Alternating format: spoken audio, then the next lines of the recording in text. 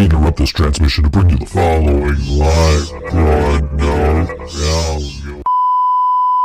How's everyone doing tonight? Woo!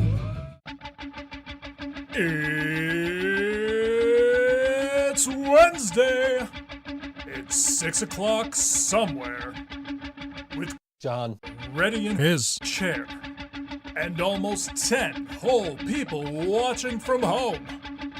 Are you ready? I said, are you ready? It's time for the ThinkSoJoE Show!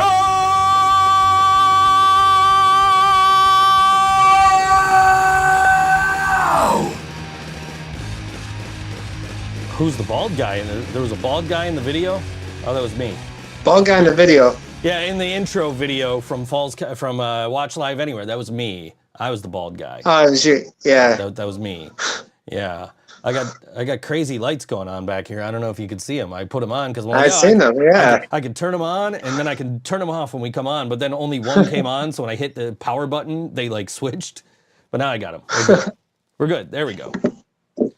Laura pointed out we'd been on 1 second for a bit. I'm sitting here. You probably saw me like, what the hell's going on? Like, why are we stuck? Yeah. But yes, we are live. We're here. We're Live. I'm here. We're not in.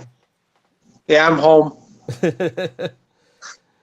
I got the chat, so I can see the chat. He can see the chat this time. Why was from my other phone? Why was I hiding my braids? I don't have braids, Laura. You're thinking of like 20 years ago me. Yeah, 20 years ago we had more hair. Yes, we did. Yes, we did. Both of us. Dude, so I just saw, and I don't know how true this is, but I literally just saw right before we came on the air, apparently Anti-Flag broke up. Hmm? The punk band. Really? Apparently, they've broken up. I am... oh, shit. I'm trying to find out right now if there's any truth to this. But apparently, yeah, Anti-Flag broke up. Nobody seems to know what happened. I will never put down the Pepsi chill. Never! I'm playing. Okay, I'll put it down. You win. Yeah, I'm looking. I can't even find like their official like Facebook page. Apparently, they posted like that they broke up and that like subscribers to their Patreon would not be charged going forward. So I have no idea what's actually going on. But this is breaking news here on the ThinkSoJoE show. Is Anti-Flag apparently has broken up.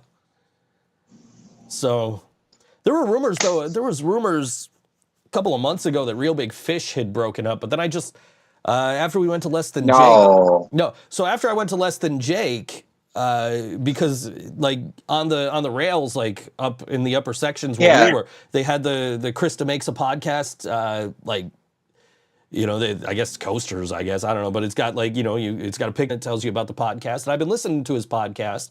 And Scott and Aaron were just on his podcast a couple of weeks ago. They're taking a break, but they are they are not broken up. But apparently we just lost Anti-Flag, and I didn't really like them until the last time I saw them. So I'm kind of bummed about that now. That was a good show, though. We went to. Oh yeah, it was for sure. Amazing. Yeah. Was that last Thursday? Yeah, that was last Thursday, right? I'm losing track of dates, man. But yeah, last Thursday, you and I, we skipped band practice. We went up and caught Less Than Jake, a sold-out town ballroom. So, incredible crowd, the energy in the crowd. You and I think we're both taking videos of just the crowd. I know I was. But it was insane just how much energy the crowd had. And how much energy they had for the bands. Yeah, I mean, like, especially once Less Than Jake got going, and of course, I almost got decapitated by Voodoo Glow Skulls. Yeah, dude, that singer came up to you, give you a hug. the singer from Voodoo Glow Skulls comes up to me. He bro hugs me. He's still got his microphone in his hand, which is not a wireless microphone, and we're up on like the highest level you could get at Town Ballroom, right? And like he comes up, You got the bro hugs me. He encourages me to like chug my drink, which at that point was just ice and water. You had nothing. Yeah, like, I finished my Pepsi, so all I had left was that Gus from Murder graciously bought for both of us, and Nice. But he owed me one from the Grosh show at Jack. But yeah, and then you see the sound guy, like the stage crew. The stagehand is holding like the mic. Hold the mic. Yeah. And like he comes up. Mic wire. So like, you know, and I pretended to chug my water. I mean, I guess I did chug my water, but you know, he walks by, and as he walks by, he's still got the microphone and the mic cable, and it like just gets right around my neck. So I had to like, it almost knocked my hat off. You pointed out, and I like just kind of held it out in front of me for a minute, but yeah, it was insane. And then I got a text from Nick Landers like, "Oh, is Ephraim your new best friend?" And I'm like, I recommend him get a wireless next time he does that. I know, right? Well, you know what's crazy is like our whole band has wireless mics except for our singer, the one who actually could use a wireless mic. That's not a knock. Well, that's just, you know, she prefers her 58, and that's cool. So she prefers a wireless. She prefers the wire. Yeah, the 58, man. Like you can't go wrong with a 58. But yeah, I mean, but yeah, just that was crazy. I'm like, wow, this is like this dude like nearly decapitated me after he like bro hugged me. I'm just glad he didn't stick a microphone in my face because I didn't know the words. He came out looking like a wrestler, like Psychosis, fucking with a mask on. Had the Psychosis, horns, had the horns and the long hair sticking out. Yeah, like Psychosis. Yeah. Yeah, I'm pretty sure when I saw them like 20 years ago open for the Boss Tones at Canals at Thursday at the Square, I'm pretty sure like more of the band had masks, like at least 3 of them. But I could be misremembering. I don't know. But like when I saw them all come out without masks, I'm like, no masks? And then the singer came out like, oh, okay, there's a mask. I do like the skull thing, that like the whole thing they had. Yeah. On their banner. Yeah, that's pretty cool. I don't know if you've got Discord back on your phone, but I sent the concepts for the banners. No, I've seen that. Okay. I checked it. I checked my old phone. It's still running. Gotcha. So Laura wants to know, John, when are you starting your own one-man band? Already did. Your own one-man band? You're doing by yourself? Nobody else? Oh, no. I can't start that until I pay off Joe. Right. And then she also wants to know when you're starting an OnlyFans. Oh, tonight. Funny enough, this is not the first time one of us was mentioned, had OnlyFans mentioned us to us today, because somebody mentioned it to me earlier. And I'm like, yo, I got nothing to show off, so otherwise that's where I'd be making some money. But instead, I got to stick with doing voiceovers and music and everything else I do. Including, we finally officially announced this yesterday, even, the worst kept secret in music. But November 25th, that's a Saturday night at Stamps, I will be hosting, what the hell are we even calling it? The MTV era, spinning tunes from the 90s and more. He put DJ ThinkSoJoE on the flyer. I was a little upset about that. Nice. Show off the braids on OnlyFans. I didn't want to put DJ in there, and we had this, you were with me Thursday when Greg starts texting me, and we're debating what we want to call this show, because I was just going to call it Throwback Night with ThinkSoJoE, and and tag it that I'm playing like late 80s through early 2000s, and he says, dude, that's 20 years, you're not capturing any attention with that. And we just kind of, started getting into semantics about it, because he's like, we do these emo nights and sometimes they play non-emo songs and like the crowd just goes nuts. I'm like, yeah, but the problem with calling this a 90s night is I'm playing a lot of songs from the early 2000s. Like that's a huge chunk of the set. So I don't want to mislead people into like, oh, it's going to be all 90s all night. but we continued that debate the next day. DJ friend of John, she says. Anyway. Yeah, I seen that. Yeah. We continued that debate the next day, and we were just kind of like really debating it because, you know, I get where he's coming from, that 20 years and no specific genre is what's going on? You looked nothing. You looked yeah. But 20 years and DJ middle-aged parent of one. That's a good one. One that I know of. No, I'm kidding. But I, you know, we continued that debate, and like, I get where he's coming from. It's 20 years and not like narrowing it down to one specific genre. But I was kind of like, suggested, you know, remember the radio, because it's like, if you heard it on the radio in that time frame, there's a chance you might hear it November 25th at Stamps. So, you know, and we just kept going back and forth until I mentioned, you know, I was thinking about, you know, calling it the MTV era, but I don't want to get sued by Viacom. And Greg just goes, they don't give a shit about that. Go ahead. I book this one band all the time that has MTV in their name. Like, there you go. Okay, cool then. Let's just go with that. So we went with the MTV era, spinning hits from the 90s and more, or something like that. And he put DJ ThinkSoJoE on the flyer, and I said, man, I don't want to argue with you here, but I don't really want to go by DJ ThinkSoJoE, because people know who I am. I've been building this brand for, you know, 15, 20 years. But at the same time, like, it is like, it's an event. The DJ is a descriptor of what is happening, and I am the DJ. So, yeah, dude, I guess that's fine. He said, we could just you know, interchange them. So, like, if you look on my Instagram, I think I posted the one that just says ThinkSoJoE, but like everywhere else, it says DJ ThinkSoJoE, because I didn't make the event page. I let Greg handle that. Greg is stepping back from FTMP events. It's a crazy week. Yeah, he made the announcement the other night. He's focusing on his other career right now. He says he's still going to be booking some shows here and there, and anything that he's already agreed to promote, he's going to promote. Tim's in the chat. He says, can confirm that Viacom doesn't give a shit. The lead singer of Orange Tree has a cover band called 120 Minutes. There you go.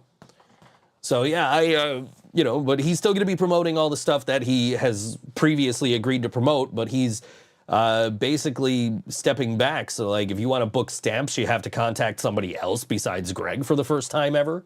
But it's, you know, and that's, you know, good for him. He's taking some time off. He's training to be a security person. So he's going to try and focus on getting his license to do that. And, you know, good for him. So, you know, it feels like the end of an era, because like almost every single show you see promoted has that FTMP logo on it. Even my DJ set, and I own a booking company. You know, like I run Good Things events, and I outsourced my DJ shit to Greg, because I'm like, he knows what the fuck he's doing. And I would call myself DJ Scott Leffler.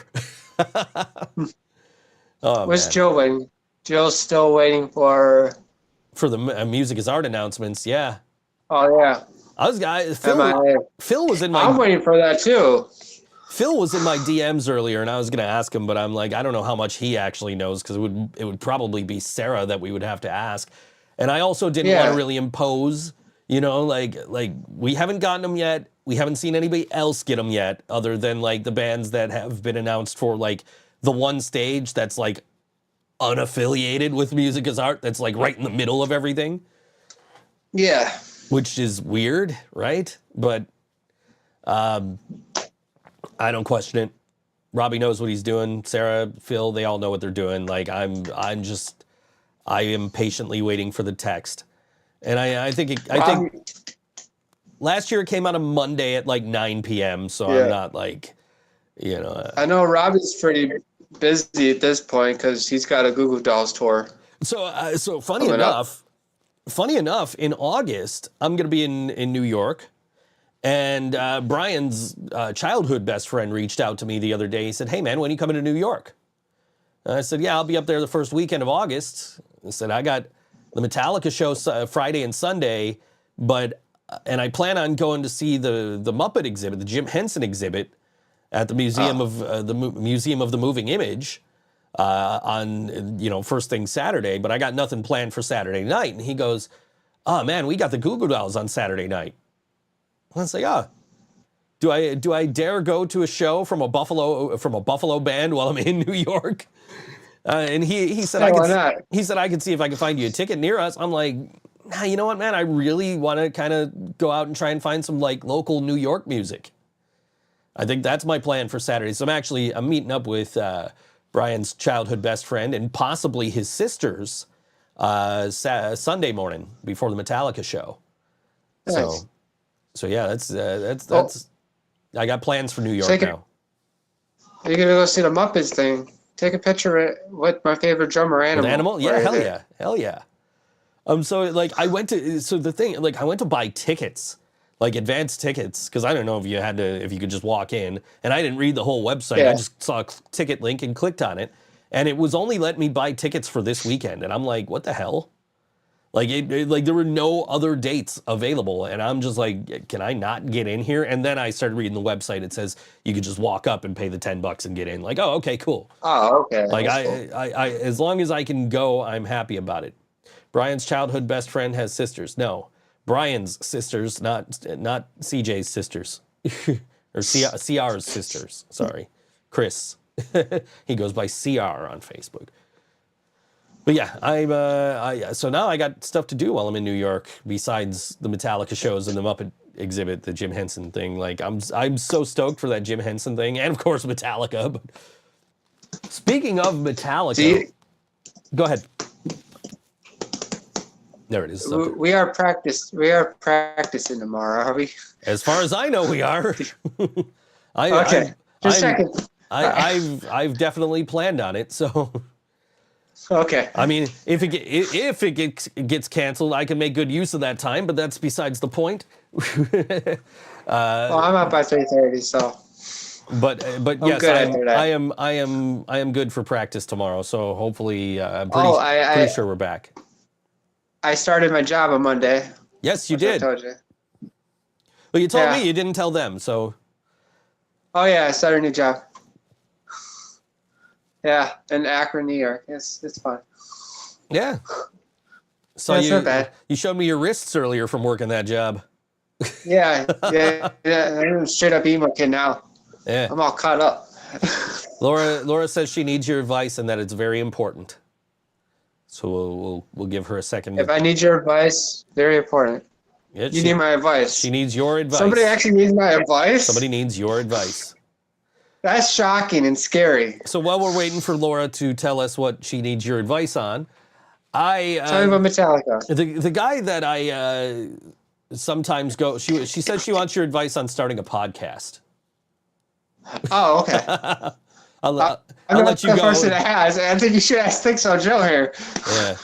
Yeah. But my buddy, I'm just the co-host. My buddy that I've been going to some Metallica shows out of town with since like last February. We went to Vegas. He shoots me a text the other night. Actually, I was trying to set up a show for us in November, so I was about to text. I was about to text one of the other bands that I was interested in having on that show if we're actually 100% able to take it. I need to find out from Shane tomorrow, But as I'm about to send this text message, I get a text message. It's from my buddy Dennis, and he says, "Hey man, I went to go put something in a hidden spot when I found the thing that I left for you in the hidden spot." And I knew he had like a guitar pick. At the end of every Metallica show, they throw out guitar picks, and there's 2 unique ones for each city. And I only got one of the Pittsburgh ones. And I even had to trade for that one. But I got one of the Pittsburgh ones. I got both of the Buffalo ones. He got one of the Pittsburgh ones and ordered both of the Pittsburgh ones off eBay. And he said, hey, man, I will trade you this white Pittsburgh pick for a T-shirt. And I thought he meant like a Metallica T-shirt. I said, what do you have in mind? and he sends me a link to the Living Brain Dead Pride t-shirt, and I'm like, yeah, okay, dude, no problem. I'll trade you that for a Metallica pick. And he, so I thought that was all he had for me. You know where this is going because you already saw this. I'm gonna get it. It's right here. I thought that was all he had for me, but no, he brings me an entire box, and in that box is this, which is the first WWF show I ever went to. This was the match card. The actual, like, this isn't a photocopy. It's got the Hulk Hogan hotline on the back. Don't call that number. It's probably disconnected. But it's got, you know. I'm excited, man. I can give it a call. See what happens. Dude, I got in so much trouble for calling these wrestling hotlines back in the day because it says right here, kids, make sure you have your mom or dad's permission before you call. And I never did. So, you know. I don't think I really called the Hulk Hogan hotline until he moved to WCW and they had a Hulk Hogan hotline. And you could call up, you could play trivia, and they'd send you like an autographed Hulk Hogan picture. But yeah, this is the official match card from June 24th, 1991 at the Niagara Falls Civic and Convention Center in Niagara Falls, New York, where I was sat ringside for the main event boot camp match pitting Hacksaw Jim Duggan versus Sergeant Slaughter. 6-man tag with the Rockers and the Big Boss Man versus the Nasty Boys and the Mountie. And I'm not going to read more of this because we'll lose listeners. But yeah. But on top of that, that's awesome. On top of that, he gave me this box, and in this box, there were like legit pictures from the event. Like that's Hacksaw. Oh shit. That's Hacksaw hitting Slaughter. There's pictures from that show and a ton of other shows. I actually I tweeted about it because we're not like Facebook friends or nothing, but we follow each other on Twitter. So I tweeted about it. And I'm like, dude, like, thank you so much for giving me these. And mentioned that I saw from June of 1992 a couple of pictures. And that it was a show that means a lot to me because my stepdad, who hates wrestling, absolutely hates it. Like, there's a lot of people that we know hate wrestling. That's true, and that's why I'm going to get off this topic as soon as I finish this anecdote. But he took me to that show. Surprised me. Like, I had no idea. Like, my mom was doing something, and so I was just hanging out with my stepdad. We went to the donut shop, Frankie's down there, right? Because that's where my mom and my stepdad used to hang out all the time. So I knew all the people there too.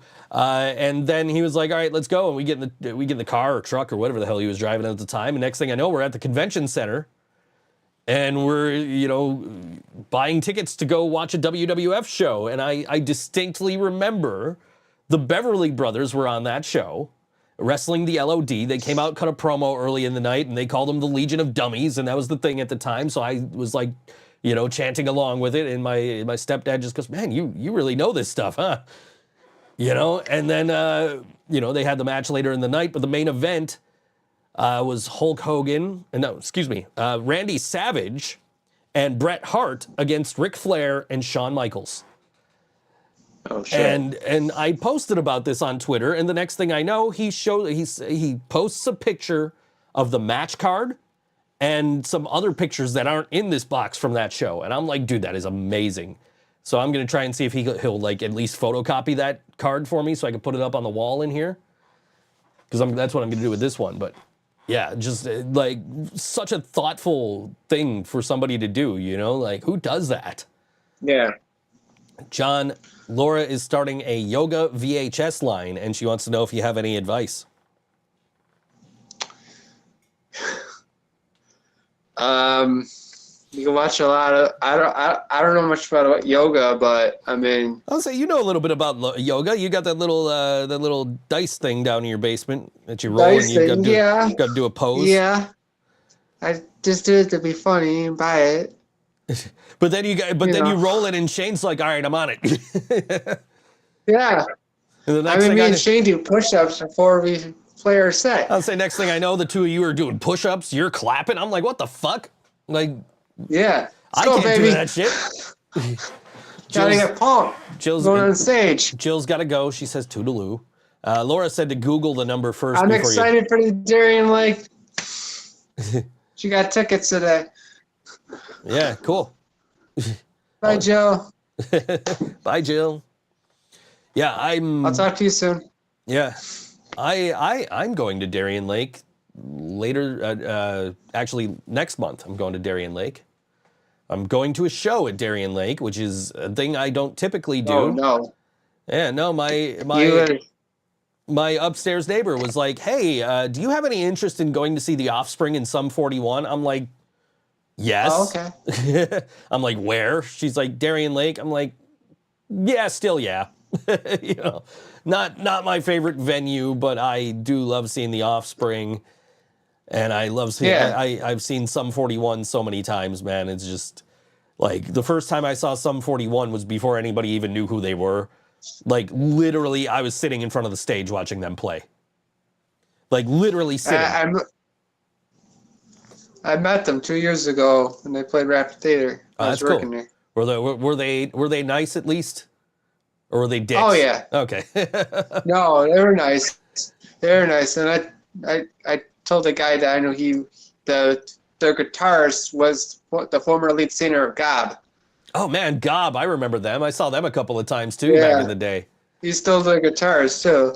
Nice. Yeah, I that's a name I haven't heard in a minute. I saw them. I think I saw them on Gob. I think I saw them on like an Edge Fest, or maybe it was like. It might have been the Molson Canadian Snow Jam. I know one of the times was one of those two, and then the other time was they played a Thursday in the Square with Zebrahead.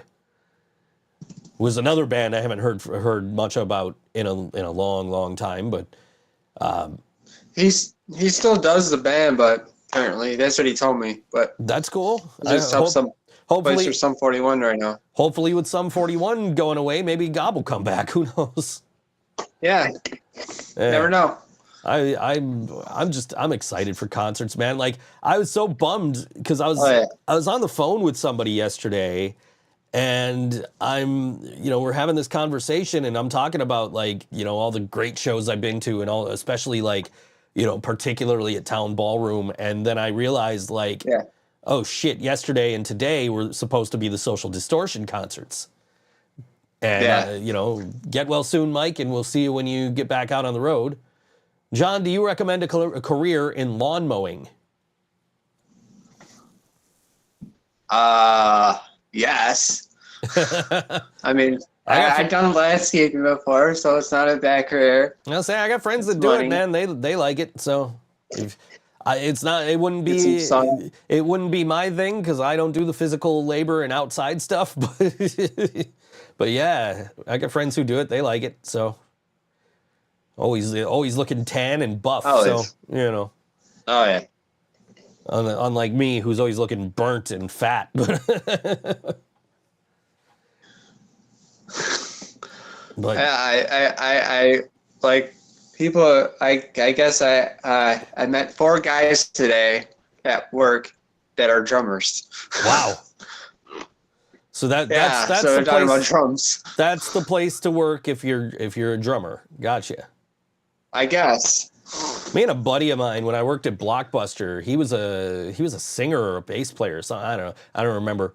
Maybe he was a drummer. I don't know. But we were like going around to area Blockbusters, and we were trying to find other Blockbuster employees who were musicians, because we were going to just start a band with all Blockbuster employees.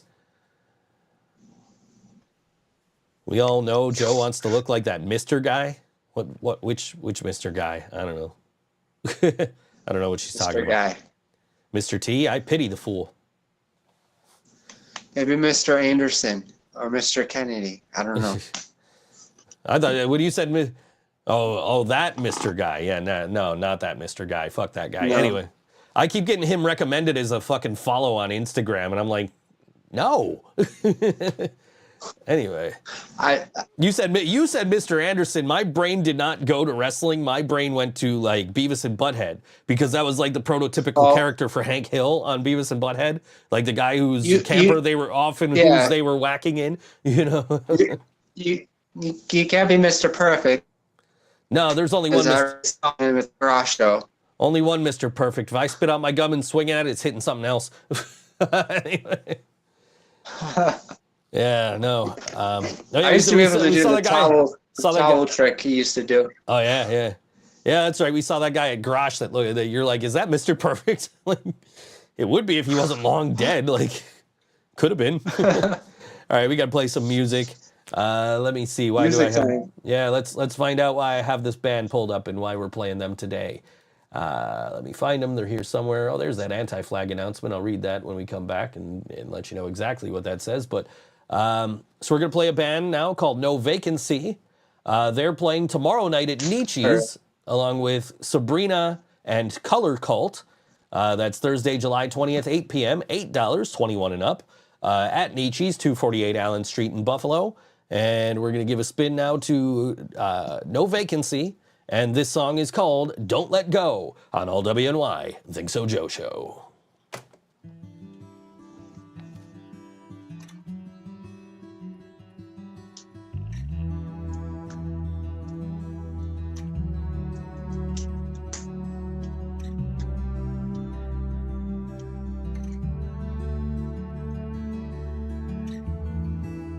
Don't have the words to say when you're sitting next to me.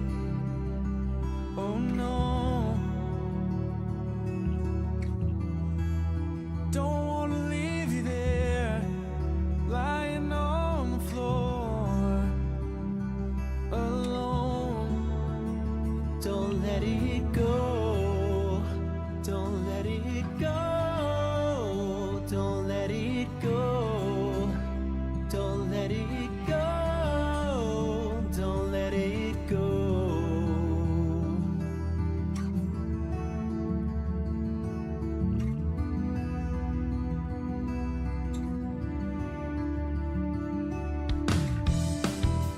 Here we are again. My patience wearing thin with you. Like sand through an hourglass. I really wanna make this last tonight. You feel too close to leaving. I can't believe you're scheming against me. We need to find a way before these feelings go away. So please, don't let it go.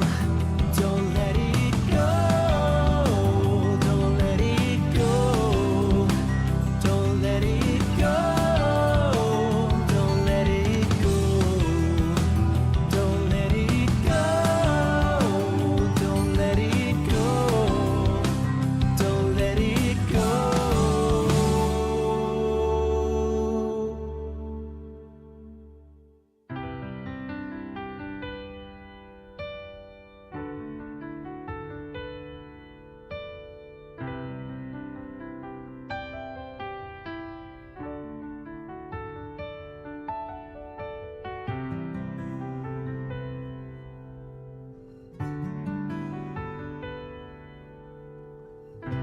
Don't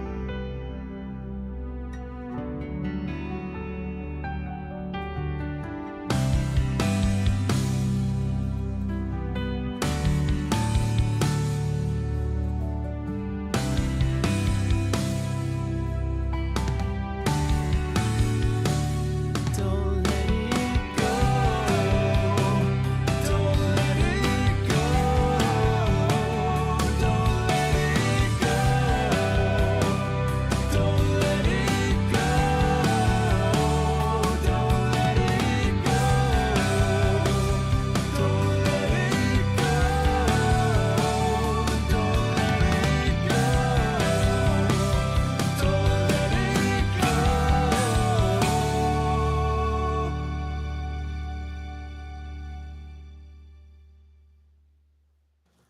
That was No Vacancy, the song called Don't Let Go on All WNY, ThinkSoJoE Show. Catch them tomorrow night at Nietzsche's.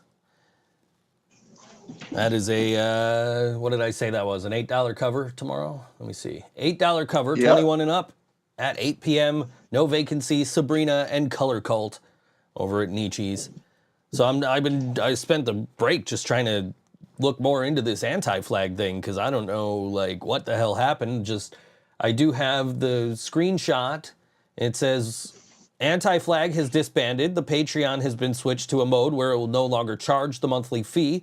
I will begin to process refunds to all patrons in the coming weeks. Once all funds are processed, the Patreon page will also be removed. So who knows what happened? Something clearly happened because you know I just saw them on their on that last tour and they were pretty good. So I don't want to speculate on what happened, but apparently they're not a thing anymore. And in fact, their Wikipedia page now says Anti-Flag was a band. So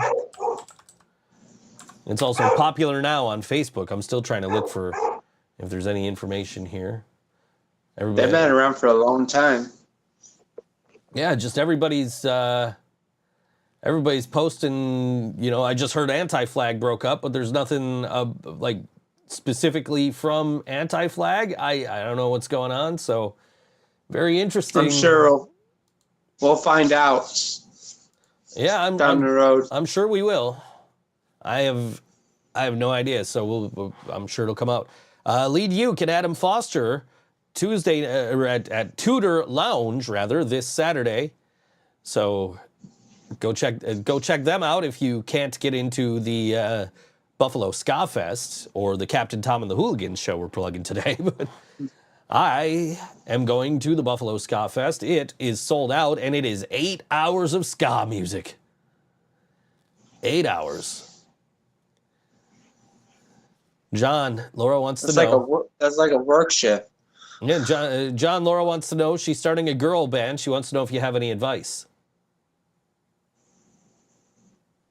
Oh, I mean, I've never been in a girl band, but when you say girl band, Laura, do you mean like a girl band, like a boy band, like kind of like the Spice Girls or something like that, or do you mean like an all girl like band with instruments? Rock band. Like yeah. I just bought that Distillers record yesterday that we do the cover off of, and I can't show the cover of it on the air. We'll get kicked off. Hopefully, I still remember how to play it. Yeah, right. It's been like 3 weeks since we've been in a room together. I mean, the whole band has been in a room together. So it's been a month. It'll be about a month, yeah, because we weren't there last week, the week before, but we were there the week before that. So yes, a girl band like the Spice Girls. She wants your advice on how to start that. Well, I don't know. I don't think I'm the right person to give you advice about this. I think what you do is you go find the guy that discovered NSYNC, right? And then but I think he likes dudes, so maybe that wouldn't work. From documentaries. Uh-oh, I lost you. You lost me. I got you. Now you're frozen. John's frozen. I don't know what's going on. Oh, he's moving. Can you hear me? Yeah. Hi. Okay, there you are. He's back. All right. We had a little max headroom situation going on right there. Yeah. Dude, you know what I did last night? Is like ever since I started doing this, I talked to Greg on like Friday, and we decided that we were gonna call this show the MTV era, and he was like, "Yeah, I'll post it later today," and he didn't. So for like the 3 days in between when he said he was gonna post it and when it actually got posted, I just posted like MTV bumpers on the ThinkSoJoE page and shared them on my personal page, and ever since then, I've been getting recommended like old MTV shows. So I spent all last night watching old episodes of MTV Remote Control, which is the old game show from the 80s. He was like, "Oh, here's a full episode of MTV Remote Control." I'm like, I got 20 minutes. I'll watch this. And then the next thing I know, it's like 7 a.m. and I'm like, oh shit, I didn't get anything fucking done. So that's what I've been doing. Finished work at like 2 o'clock, and I'm like, oh, now it's time to set up for the podcast. So you didn't sleep at all today? Oh no, I slept. I definitely slept. When I saw like 7 o'clock on the clock, I was like, what can I get away with right now as far as sleep? And I saw when my jobs were due, and I'm like, you know what? I'm going to go to sleep for 4 hours. So I got like 5 hours of sleep because I hit snooze a bunch of times, as I often do. And then I got my work done, and other stuff happened, and now I'm here. So. But yeah, the day started a little rough, but it's been a good day. So I had a $100 job that I needed to get done, and I'm just like, all right, I got to do this job. I have to do it. It's got to get done on time because like sometimes I will be late on this guy's jobs, and he's always cool about it, but I don't want to keep doing it to him, So yeah, but yeah, 4 hours of sleep. Here I am. So. Laura said, John, disconnect. I want the Joe solo show. Yeah, I see that, but please do not disconnect because I could sit here and talk for another hour and 20 minutes by myself. I prefer having you on the show. You make the show go by much faster. I didn't even thank you. Like we got to that No Vacancy song, and I was like, how the hell is it 6:30 already? Like we haven't been talking for half an hour. But yeah, sure enough, we had been talking for half an hour. Yes. And we've already passed. You gotta do the weather. Oh, I did not do the weather. You are correct. It is 79 and sunny right now. Let me pull this up. I think I already had it up, but maybe I didn't have it up. I didn't. Okay. And it's time for the weather with me because John's not here to do it. Buffalo, New York. Come on. Give me what I want here. Gotta love the internet. 78 degrees and sunny. Feels like 78 degrees here in Buffalo. Expect sunny skies, and the high will be 80 today. Get out of my way. The air quality is 31, which is very nice.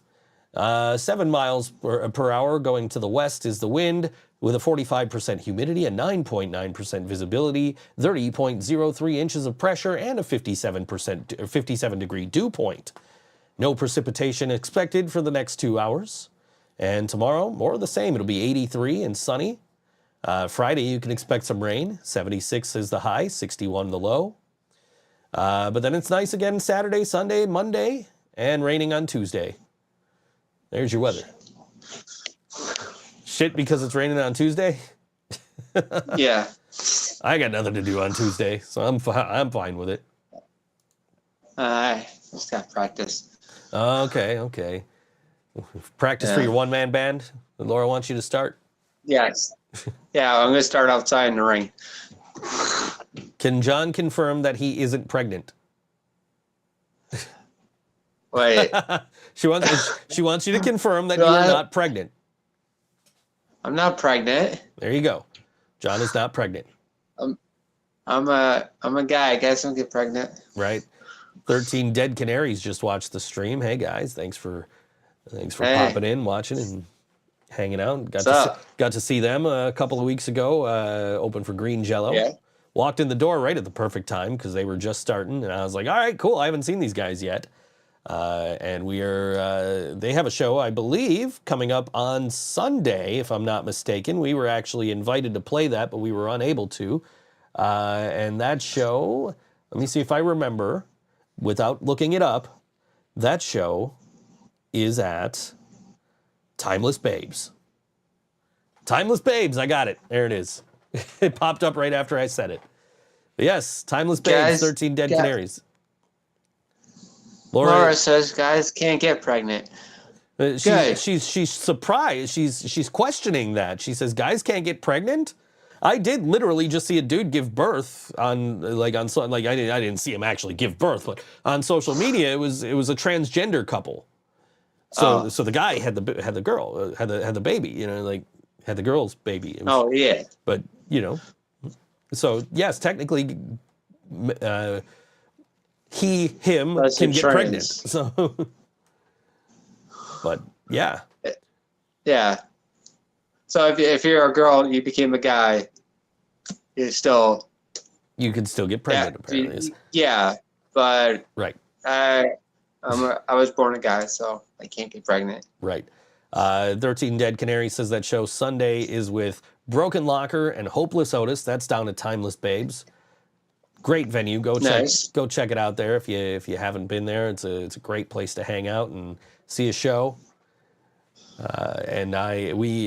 Unfortunately we were asked and we were unable just because we haven't like even been in a room in like a month. So we didn't want to just show up and be terrible. So we're working on some dates later on in the year, and we're definitely gonna hook up with 13 Dead Canaries and do a show at some point. That is definitely in the cards. We need to make that happen after the last time didn't quite work out for us. Angelo's feeling better now, so they're good to go. Laura wants Laura wants your advice, John, on how to play chess. You ever play chess? I don't know how to play chess. I know how to play checkers. That counts. I know how to play chess. I'm just not very good at it, but I know how to play chess. I know where all the pieces move and how to like actually win the game, but I'm not very good. Did we just see somebody playing chess on the way to the show? We were walking up Main Street from where we parked, and there was a couple of people playing chess, and they had like groupies watching them. Yeah, like chess groupies. I didn't know that was the thing. Maybe I should get better at chess. No, I'm kidding. Anyway. Yeah, that was interesting. We walked by a couple of people just sitting on the sidewalk playing chess. I mean, they weren't sitting on the sidewalk. The table that they were playing at was on the sidewalk, and they were sat at the table. But yeah. No, I was taught how to play. I was taught how to play chess, but I wasn't taught like strategies and how to win. You got to really think with that game, and I'm impatient. I don't like to think. Right. So I will stick with checkers. You ever play Chinese checkers? Oh yeah. Chinese checkers is the shit. We used to have. Oh yeah. When I was a kid, we used to have this. It was like a metal, like an aluminum game board, right? And the one side was a checkerboard. And then you flip it over, and it's Chinese checkers with like marbles, and it's got the little divots like in it to put the marbles in. Yeah. And like we used to play the shit out of that when I was a kid. I think I have a Chinese checkers game here, but it's wood, so it's not as cool. John, your thoughts on wooden ladders? Are they better than metal ladders?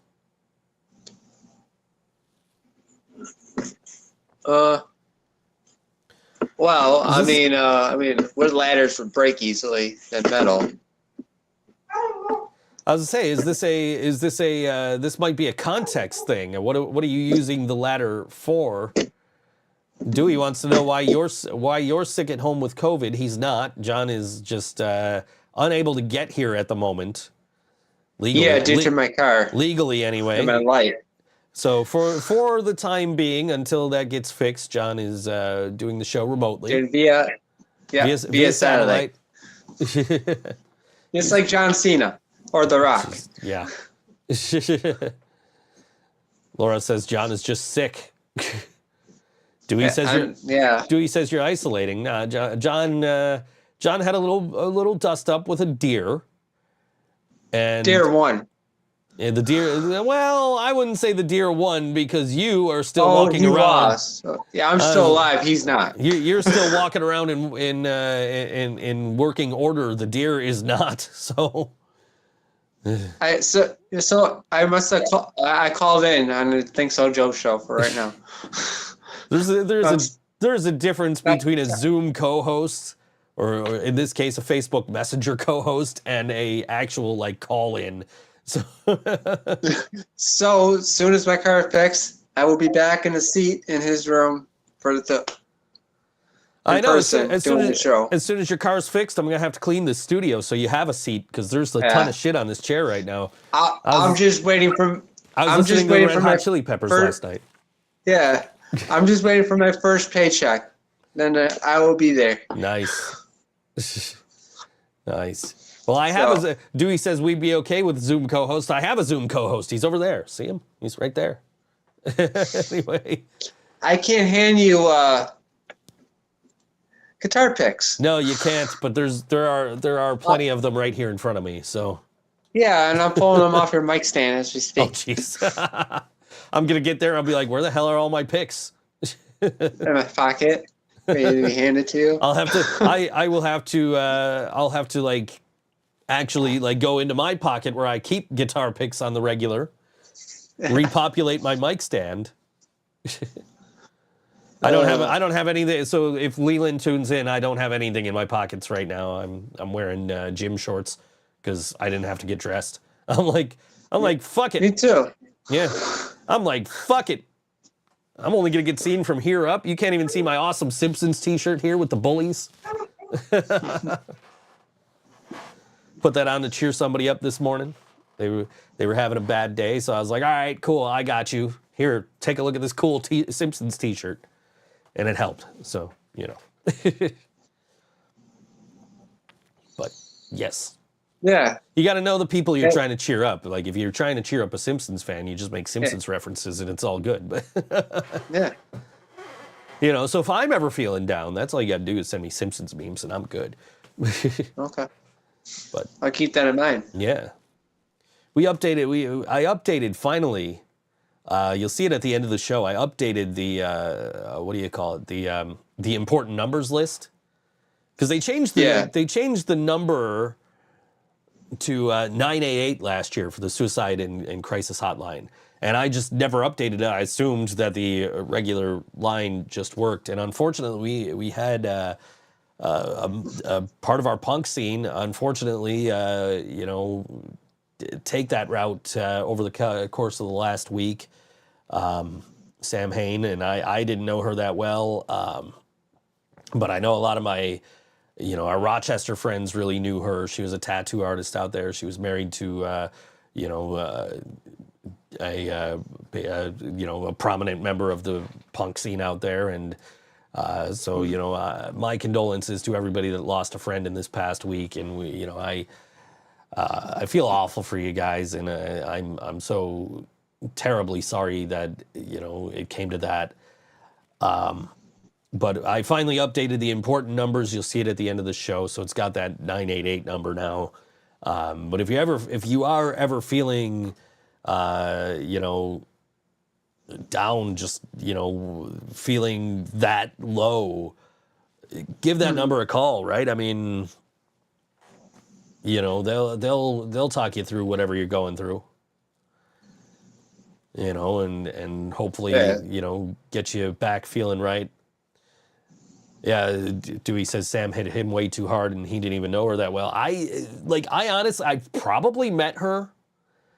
Like when we did, like specifically, like when we did the Just One More show, out at their loft out there. I probably met her then. Or maybe even like when we did the first Brain Dead show and we played with Just One More.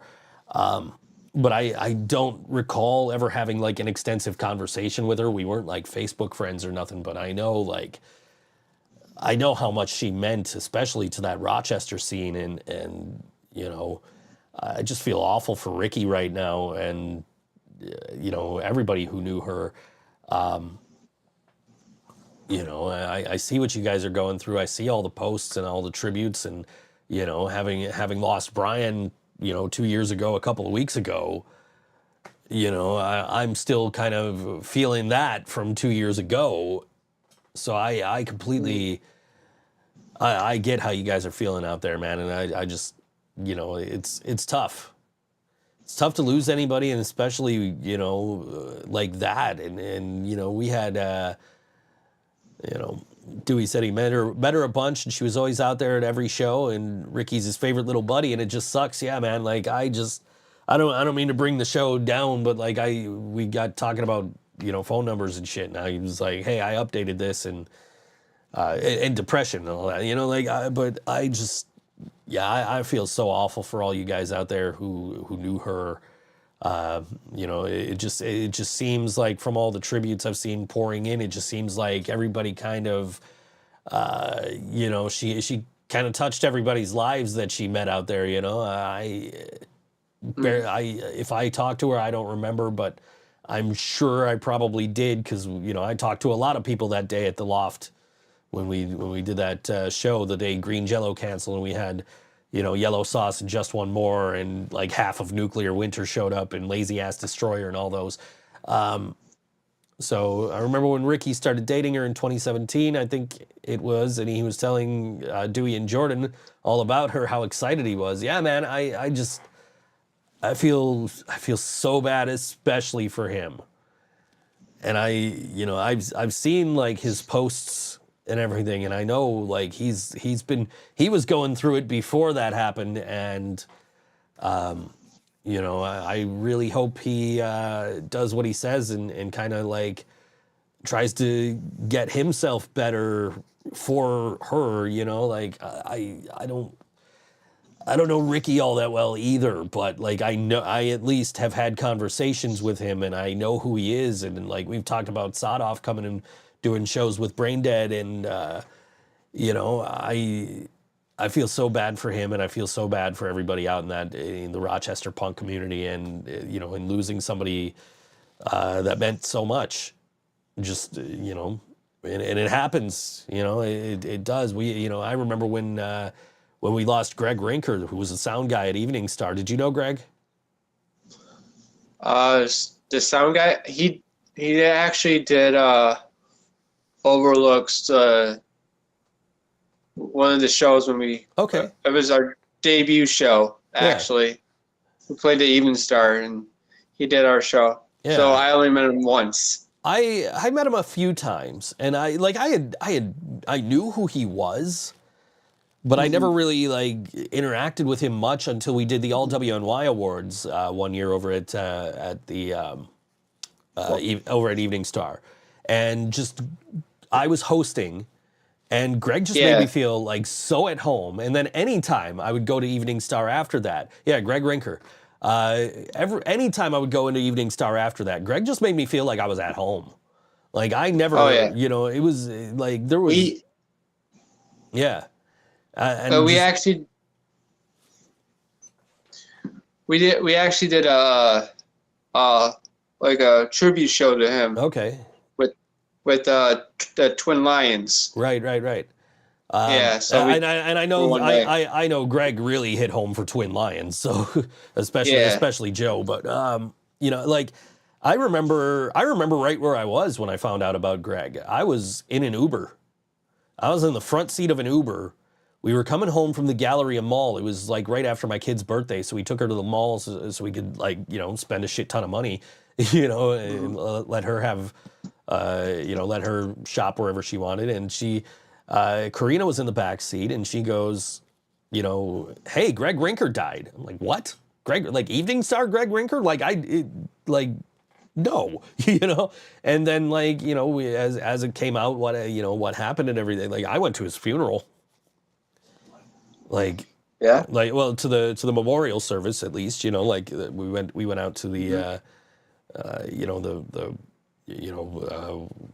funeral home or whatever. We went and visited, and got to meet the family and talk to and we knew some of the family too, and that was insane. And I know there was like some people that just wouldn't go.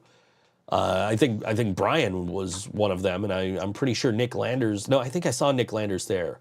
But I like somebody. There were a couple of people who just wouldn't go because they didn't want to accept that Greg was gone, and like I hadn't gone to the Evening Star in a while.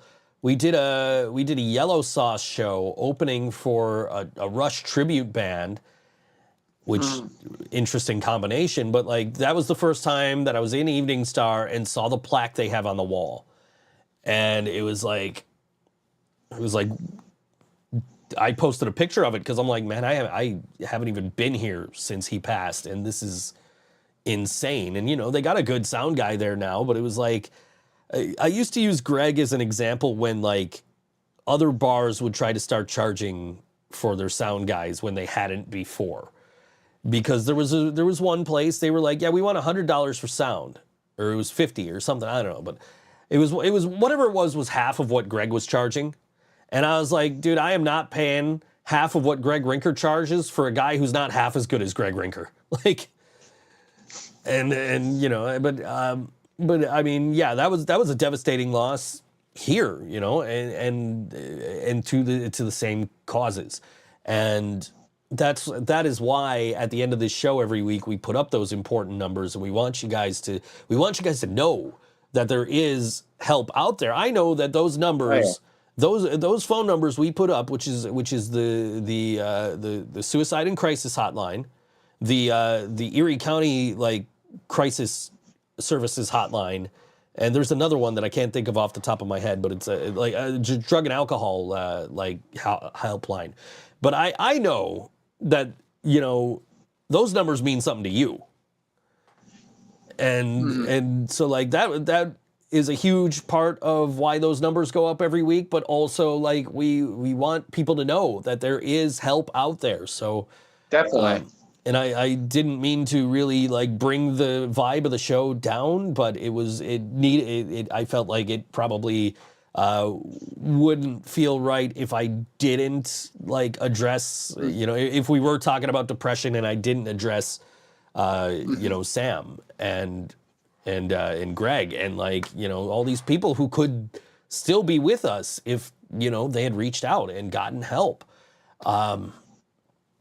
But I feel awful for the band that we're about to play and the show we're about to promote because we're going from such a down note into like, hey, now let's talk about where you can go this weekend and see live music, you know? But that's kind of what this show is. I remember we used to play an artist, her name's Lexi Rain, and every time we would play her, it just seemed like, you know, Brian and I were just having a conversation about like male asses or something like that, and played her songs, you know, and just like I felt bad because every single time it was like we were playing like. So on a different note, here's Lexi Ray. You know, anyway. But so this band, Vertices, they are playing. Let me find it. They are playing at Nietzsche's on Friday night at 9 p.m. With Meringatang.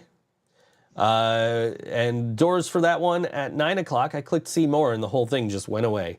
Doors are at 9 o'clock. It's at Nietzsche's. I'll tell you in a minute. Okay. Music at 10 p.m. It's a $7 cover, 21 plus. And that's Vertices with Meringatang. And this is Vertices. This song is called Rush Hour 2 on All WNY. ThinkSoJoE Show.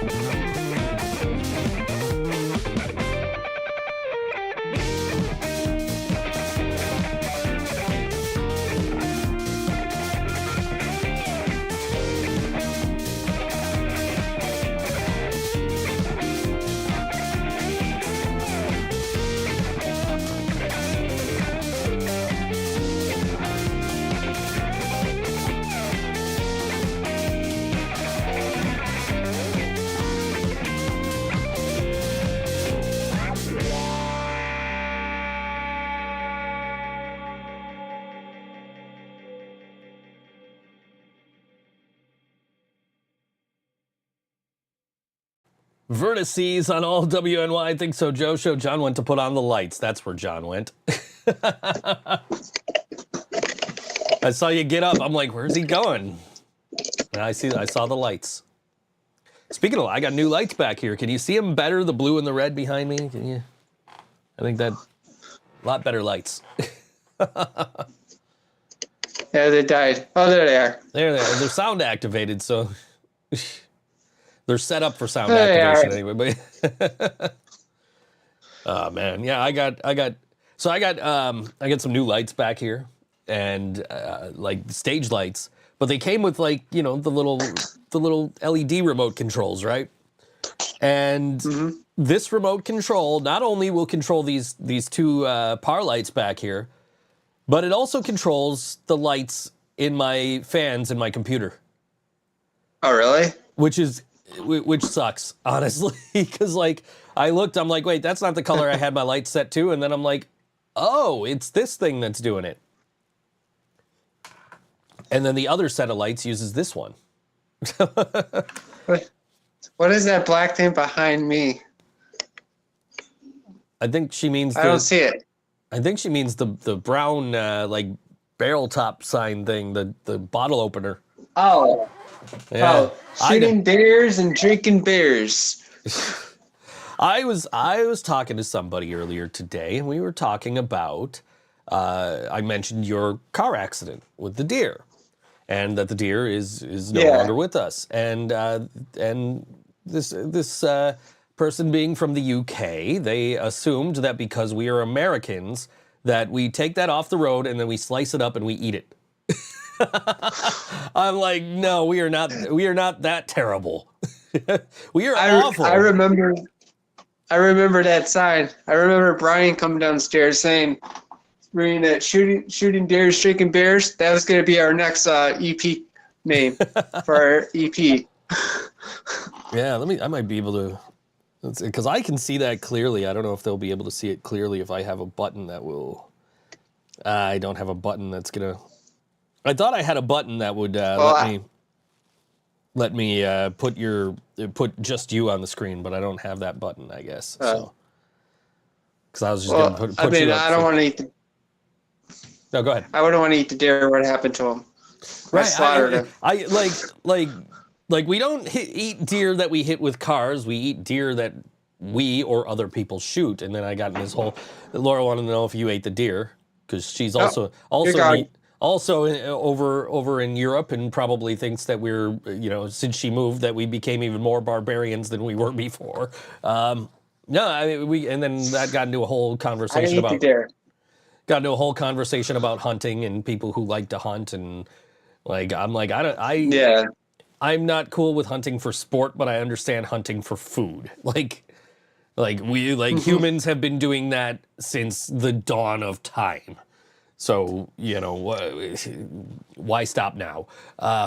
Yeah, I mean, I didn't have to kill a deer with a gun. I just had to hit him with a car. Right?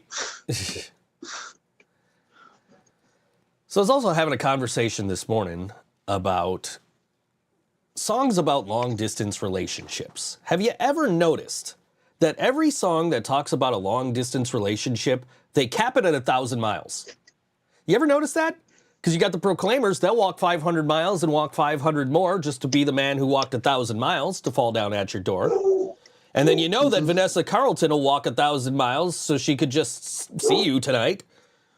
And then you've got the plain white tees, right? Hey there, Delilah, because 1,000 miles seems pretty far, but they got planes and trains and cars. You ever notice? It's always 1,000 miles. It's never any other number. Can you think of a song about long distance relationships where it's more than 1,000 or less than 1,000? It's always 1,000. Yeah. It's odd, isn't it? People live further away than that. I don't know. It's a relevant conversation this morning, but random conversation right now. Green Day, 2,000 light years away. Okay. I'll give you that one, Ryan. That was a good one. Laura says, I will walk 354 miles. Doesn't sound that great.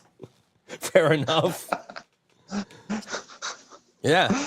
Okay, I ask and I receive. I got Ryan in the chat saying 2,000 light years away. So he yes. I don't know, it's how far is a light year? I assume that's that's got to be further than 1,000 miles. So I don't know. But yeah, that is a good example. That's I'm glad I asked. It was just a conversation that came up at the time, and I was thinking about it. It's you ever notice that these songs all talk about 1,000 miles? But yeah, anyway, just a thought from a conversation today that I wanted to bring up because it was just it amused me to realize that so many of these songs are you're 1,000 miles away, but a light year might be a measure of time instead of distance. Also true. But Ryan is a lawyer, not a scientist, so what does he know? Anyway. Yeah, I don't know. It was just an interesting observation because it's wait, why are all every single one of these songs they just cap at 1,000? No more, no less, just 1,000. We'll walk 500 miles, we'll walk 500 more, but we ain't walking any further than that. Yeah, I'd walk 1,000 miles to just see you, but fuck you if you live 1,001 miles away. Even the ones that are singing about they got planes and trains and cars, they're not talking about. They do mention they would walk to you if they had no other way. But rather than that, Yeah. But they still cap it at 1,000, even though they've got planes and trains and cars and they could go further than 1,000 miles. They don't got to rely on themselves to walk 1,000 miles and then more. Exactly. But yes, also songwriters' liberty, because I will walk 76.4 miles and I will walk another 76.4 miles. Sounds like a math test, according to Laura. She's not wrong. Yeah. They even ask you those questions. So if this person took like the bus, right? This person walked, you're making a math question. Yeah. Yeah. I'm sure I got math questions like that. I mean, so like I get the Proclaimers, and I get the Proclaimers, I get Vanessa Carlton, because they're walking, right? So they, 1,000 miles is a pretty damn far length to walk. Yeah. But what the fuck are the Plain White T's excuse when they got planes and trains and cars?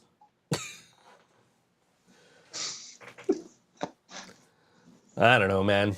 It was just an interesting thing that came up in this conversation I was having this morning, because, distances. Yeah. What are you going to do? They haven't invented teleportation yet, so you got to figure out some way to cover those distances. And, over 1,000 miles is pretty far, but, it is what it is. True. But, yeah, I don't know, man. It's just weird. There's so many songs about walking 1,000 miles.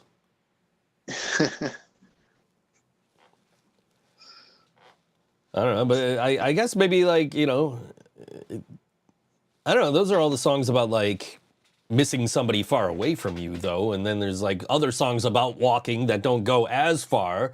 Like you got Mark Cohen. He's walking in Memphis, which, Memphis is a big city, but I don't think it's 1,000 miles. So, Or, but then there's Katrina and the Waves, and they're walking on sunshine, and, that's got to be a pretty damn far walk. The sun is a mass of incandescent gas, right? Yeah. Doing 40 miles per hour, 1,000 miles, so it'll take you 20 hours nonstop. Laura's figuring out the math in the in the chat here. What was that movie? Which movie? The guy from Step Brothers. He was in Walking Dewey Cox. Oh, I think the Walk Hard, the Dewey Cox story. Walk Hard. Okay. I think I've seen that movie. I think. I don't know. I definitely went off subject there. Definitely saw the Joaquin Walk Phoenix Johnny Cash movie that was like a direct parody of, but. They got The Walking Dead out there. Yeah, well, but they drive in that show. That's false advertising. The walk. Well, no, I guess the dead don't walk, or the dead don't drive. They walk. So I guess that's an accurate title. I guess I'm wrong. Yeah, I don't know, man. I don't know. I'm just trying to think of songs about walking and how far people are walking in these songs. So. Yeah, like Less Than Jake. They walk alone these Jersey nights, but Jersey's not that big. So how far are they actually walking? They didn't even do that song. I was pissed. I mean, they were doing the entire Hello Rockview album, including the B-sides from the singles. So I would not have expected them to play that. I am the 5 songs that they did play. I mean, I guess I would have definitely taken that song over the new song that they played. But that's just because I don't know the new song that well. It was good. I'm not saying it wasn't. I just think if there was one of the 5 songs they play, 6 songs they played as an encore to replace, that probably would have been the one. But I mean, they did the songs they picked were the songs to pick, and they played the entire Hello Rockview album, which was great. I picked up that $45 tour only edition of the vinyl. Worth it, totally worth it. And then I went out the next day and spent more money on vinyl. I literally, I went, apparently you're starting your own show starting next week. Laura, that's not me. Anyway, I am starting my own show starting next week. I did not post that. I'm talking to you. I know. I went, so like the next morning after the Les and Jake show, I went out and I went to the mall because I'm doing a project for a buddy, so I had to go to the craft store out there. So I wandered around what's left of the McKinley Mall. That place is fucking dead out there. God. There's a skate park that's opening this weekend over there. I think on Saturday, if I'm not mistaken. It's called the Food Court Skate Park, and it's like on the opposite end of the mall from the food court. So that name doesn't make any sense. But so they still have the wrestling school there? No, that was the Eastern Hills Mall, and the Eastern Hills Mall. Eastern Hills Mall is kicking all the tenants out. Really? Yeah, so the Eastern Hills Mall is like going kaput. I just found this out earlier. I mean, it was a dead zone when I went there a couple months ago. I mean, I was walking through the McKinley Mall, and I saw like Best Buy was open, and like Tabby Town, where you can go adopt cats, that place was open. And then like every other place in the mall, if there was anybody in it, they were doing karate. And I'm not exaggerating. I mean, there's a place in the mall. Barnes & Noble was open. Yeah. Barnes & Noble, one of the phone stores, I think Zoomies and Spencer's and Hot Topic. And then everything else was like people doing karate, except for this one place called What's in Your Attic, which is like a collectibles store. And I was like wandering through that store, just looking at all these collectibles, like, man, I need to come back here. Like, they have these Looney Tunes cards that I was collecting back in the day that I'm missing some from. They have the full set. I need to buy them.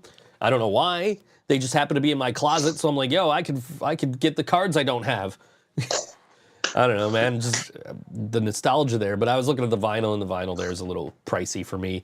Do you see what I'm saying right now? Do I see what? Yeah, you strongly dislike me. I need more solo shows. Yeah, I'm just tending to like not pay any attention because I know it's not you. But anyway, I'm on the way. I can't spell that shit. Right, it's not me. I'm on the way home from the mall, and I'm texting my buddy. I'm like, yeah, I'm gonna, because I texted him that I was at Barnes & Noble, which is a place that has books and vinyl, and we always go out for books and vinyl when we hang out. So I texted him. He's like, hey, what do you want to go to Elmwood today? I'm like, I should probably sleep. I don't want to spend any money. But yeah, let's go. And we went to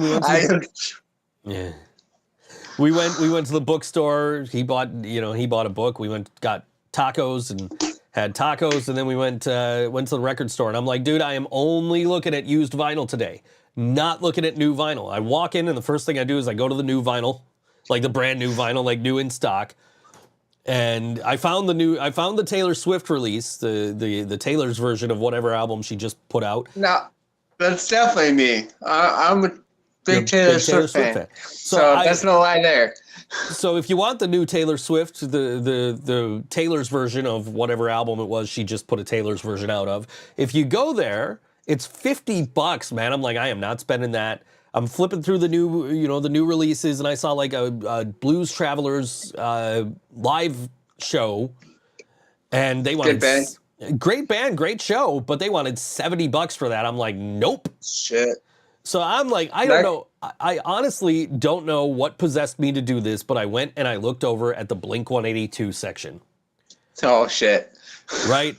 Because, well, I have been kind of sort of looking for the self-titled Blink-182 album because that was Brian's favorite.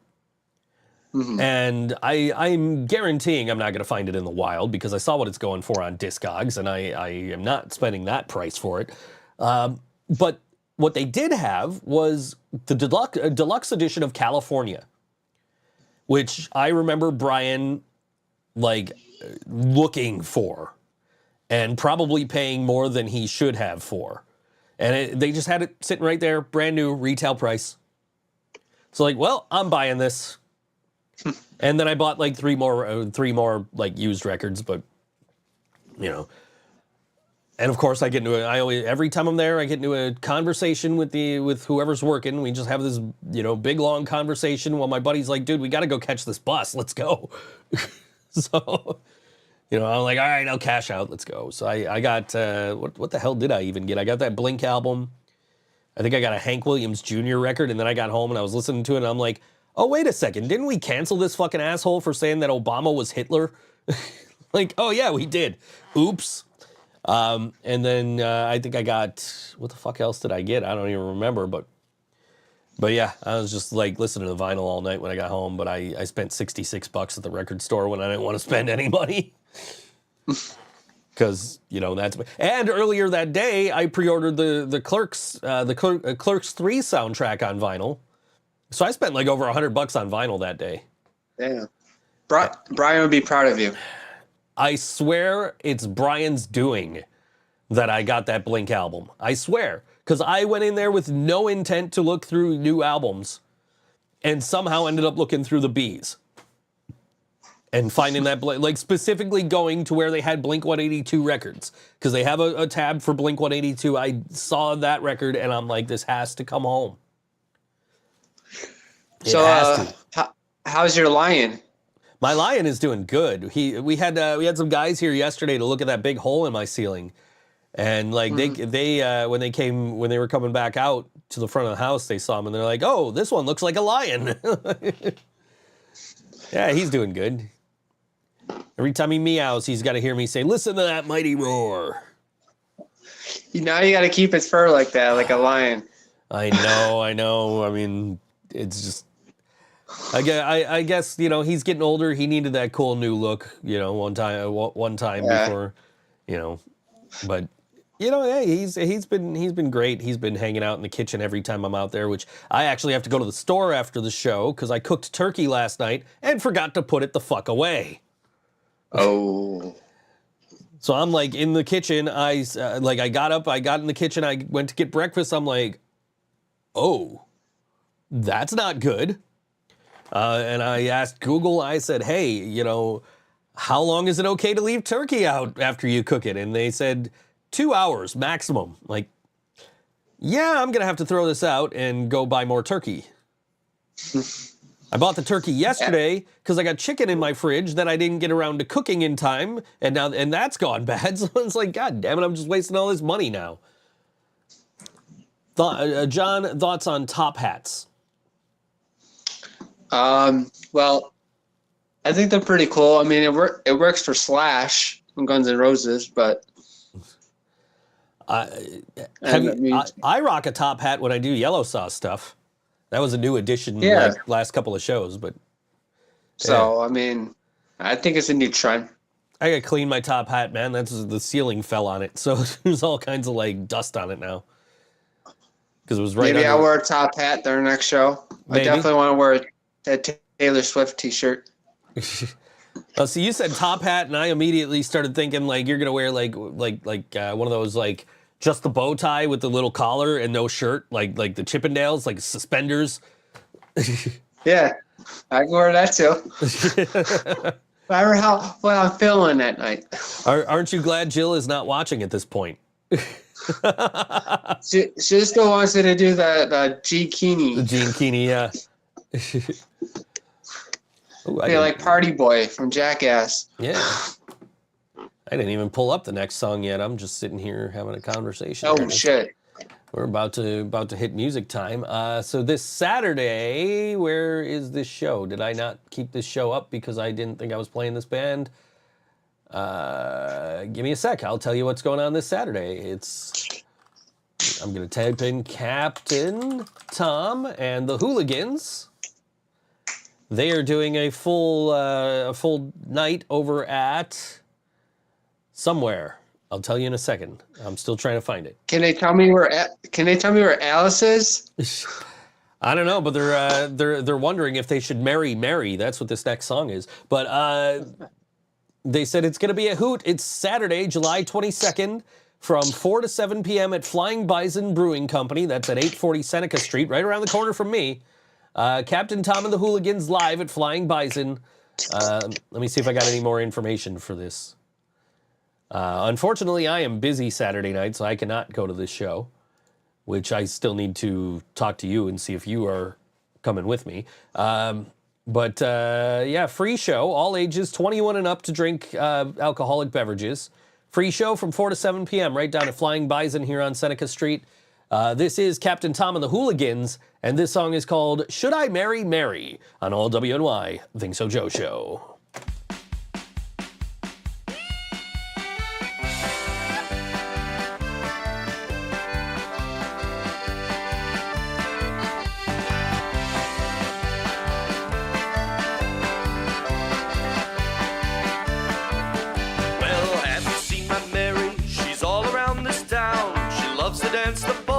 But not when I'm around.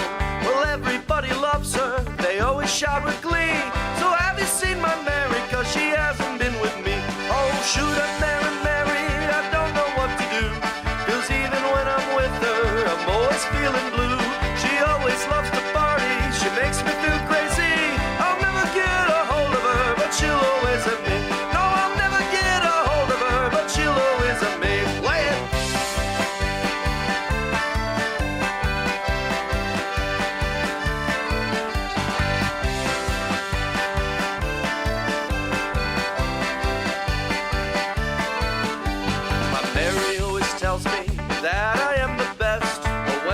No money, it seems I'm just the best. I work so hard for Mary, I do the best I can.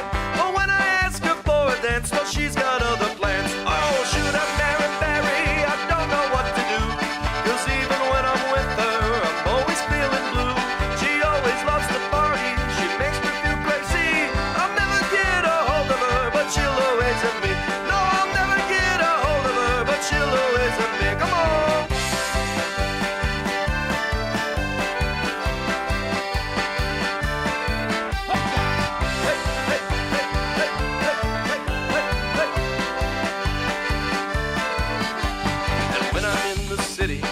Out in the country, when I put my feet on land, she puts out to sea. It seems no matter where I am, she goes someplace else. So have you seen my Mary, cause she's put me in her spells. Oh, should I marry Mary? I don't know what to do. Cause even when I'm with her, I'm always feeling blue. She always loves to party, she makes me feel crazy. I'll never get a hold of her, but she'll always have me. No, I'll never get a hold of her, but she'll always have me.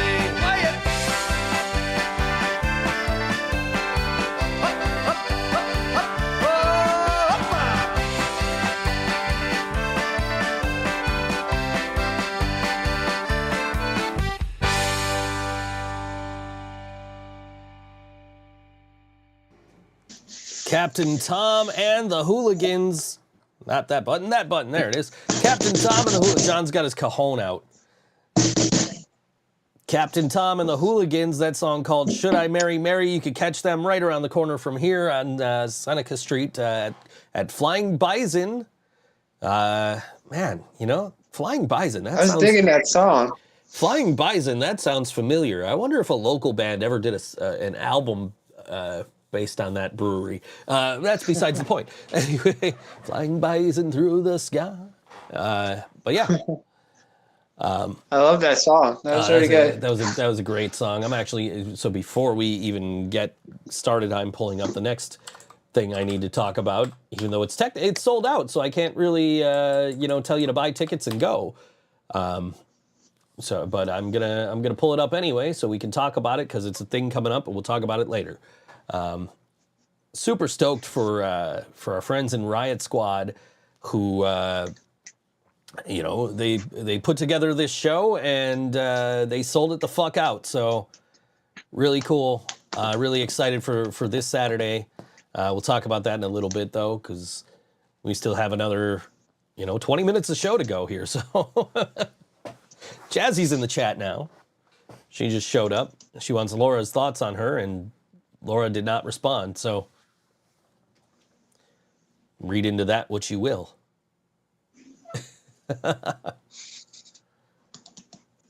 Did your shirt ship yet? I don't know. I will check after the show. I will find out. You should have gotten a shipping notification if it did, though. ThinkSoJoE Show merch is available on merch.thinksojoe.com. It doesn't come up when we got the Zoom call, so you don't get to see the little banner at the bottom. Merch.thinksojoe.com. We just released a shirt last week. We just released another hat. John, you might be interested. You might be. It's this same hat, the ThinkSoJoE Show Wayne's World style, but it's a trucker cap. So I think that might be more your style. I don't know. So yeah. So but Jasmine was asking if we had any mesh caps, and at the time this was the only hat, the Flex Fit, because these are the hats I wear, so that's what I'm, that's where I'm gonna go. That's what I'm gonna stock if I want a hat. But she asked if we had any mesh hats. I said, give me 5 minutes, and we had a mesh hat. So that's available now. The mesh hat, ThinkSoJoE Show Wayne's World style hat. So you go buy that.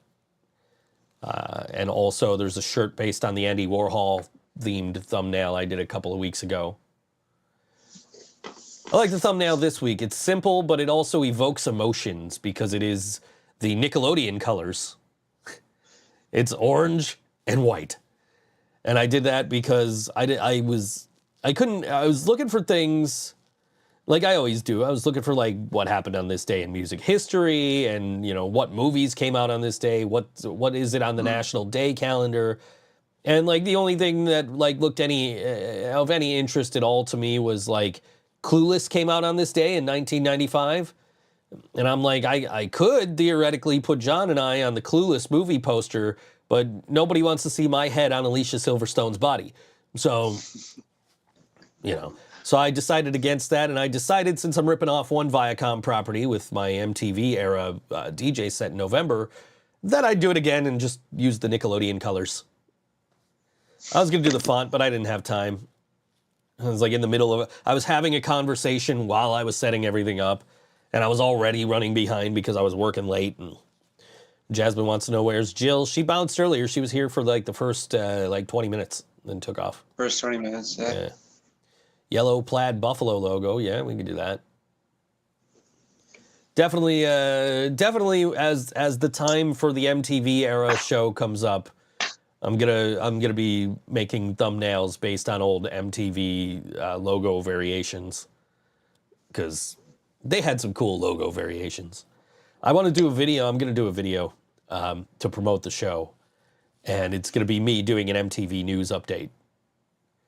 Like I found the intro, I found the outro, so it's just a matter of like downloading them and then putting myself in the middle of it and getting the green screen going and all that. So, but yeah, I'm excited to be back, to be like now committed to doing a DJ thing. Like now it's on paper, now it's on calendars, now it's like been announced. Now people know about it. There's people probably, I don't know if anybody's bought tickets yet.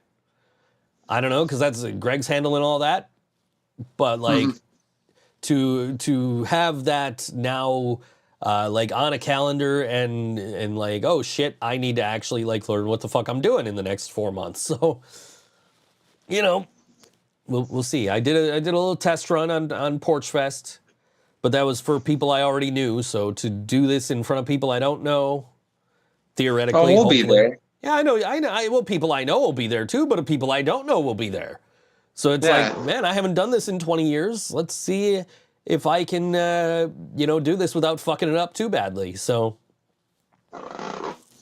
and my brain, like when there's like a brain dead show coming up, when I've got any kind of public event where I have to speak, like my brain immediately starts thinking of what the hell I'm saying, So I kind of, I want to intro for that night. I'm gonna like call back to a lot of old MTV shows and hosts and things like that. So, and hopefully I remember that by the time November rolls around, because I haven't typed it down anywhere. I'm just like, yeah, it's in my head. I got it. I'll nail it. Famous last words. But yeah. Yeah, we're still waiting. Jill's been very impatiently waiting for Music is Art to contact people. Still nothing. Just checked my phone. No texts. Not yet. It was I think it was this day last year, or actually yesterday last year, or was it Monday? I don't know. It was sometime this week last year that we got the text saying, come do Music is Art. Like, all right, cool. So hopefully, I really hope we do get it. I can't imagine we wouldn't, but super excited about because that'll probably be our next show if we do get it. Yeah. We got a couple. We don't have anything lined up. Yeah, we got a couple of things in the works that we're talking about getting going. We've got some, we got one band wants us to do something, October-ish, and we're trying to do something November-ish with some other friends of ours. So I don't want to give away anything right now because none of it's confirmed, and none of it like one of them I don't even have a venue confirmed, but that's not me working on that. So. So I will wait for for the guy who's handling all that to do that. The one in November will be a Good Things event. So we'll finally be on one of those. It just took me booking it myself to get it. But we'll discuss those as they come. But there's been, there's always good stuff to go hang out with. I got asked yesterday, hey, what do you do when you're, on a Saturday night? And I said, I go find live music. That's I go find live music, or if it's hockey season, I go to a hockey game. That's those are my happy places, live music, live venues. So if you're listening to this show and that's your happy place, that's what this show is all about, is getting you to those happy places, finding where those happy places are, telling you that you could go see bands like Meringatang at Nietzsche's and Vertices, who we played earlier, and of course No Vacancies playing there tomorrow night. Captain Tom playing over at Flying Bison around the corner here. So many big festivals going on this weekend too. There's I think one of the metal festivals is going on this weekend. I don't know where. I don't know who's on it, but good for them. Oh yeah, there's a lot going on at Rapid Theater. I'm pretty sure it's Rapids Theater has a metal festival going on this weekend. Yeah, this Saturday, yeah. I don't know if that's sold out or not. I think Oh, it is. Well, there was one that was sold out. Or something. I don't know which one's which because there's two different ones. Let me see. Frostfest. Frostfest is sold out. Frostfest is sold out. Is that the one this weekend, or is it the Buffalo Metal Fest this weekend? That's Saturday at Rapid Theater. Frostfest is? There, no? Yeah. Okay, that's not what I'm looking for.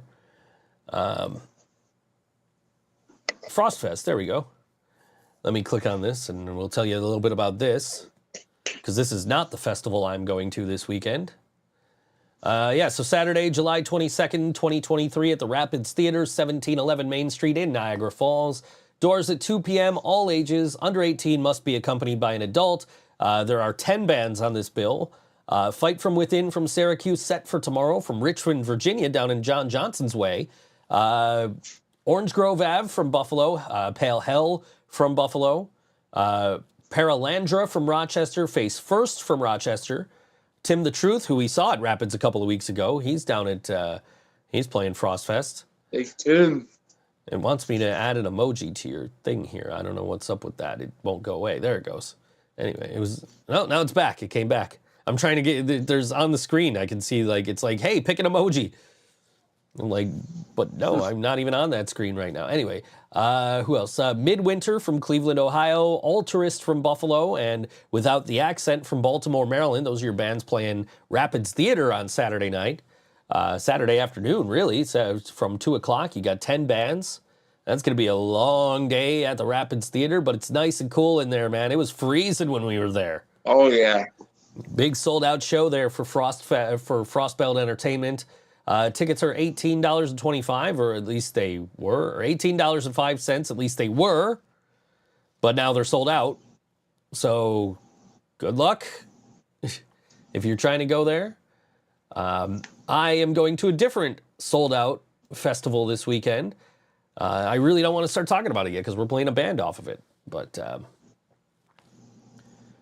yeah, that stuff's all on my screen here. If I do this, it should go away. That's on you? That's on my screen, yeah. I don't know why. There it goes. It's gone. All right. It's because your window was behind the other windows, and so like I couldn't just scroll over it to get rid of it because I was looking at the Frostfest lineup. I just knocked over my fan, so it's going to be a warm next 10 minutes. It's a warm day, man. 77 and sunny right now. I was outside earlier. I have no cell reception again. I was waiting for a phone call, and I went outside. And it was like a phone call through Instagram, and I went outside because I'm like, I'm gonna, I like to sit on the porch if I'm on the phone, but my Wi-Fi isn't strong enough to reach my porch very well. So I went out and I turned my Wi-Fi off, and it's like, you have no internet. I'm like, well, what the fuck? So I ended up having to come in the house and have the conversation. I was wandering around the back of the house. Squirrel was trying to talk to the person, like. As she often does. Jasmine says, ThinkSoJoE show is definitely an anchor to home for her. I appreciate that. That means a lot to me because I know you're far away and you miss us all and we miss you. So,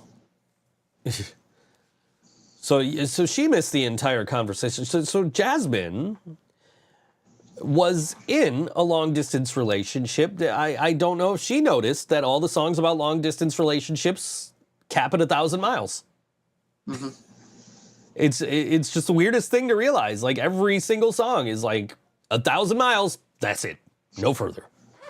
Of course, I don't know what that distance was, if that distance was even 1,000 miles, but it probably was. I can't imagine it wasn't. Let me see if I go. I'm going to look it up. I'm going to find out. She might answer me before I get to find out. But yeah, 1,000 miles. It's not, that's, I've driven further than that to go to WrestleMania. Like, come on. So let's see. If we go from Buffalo,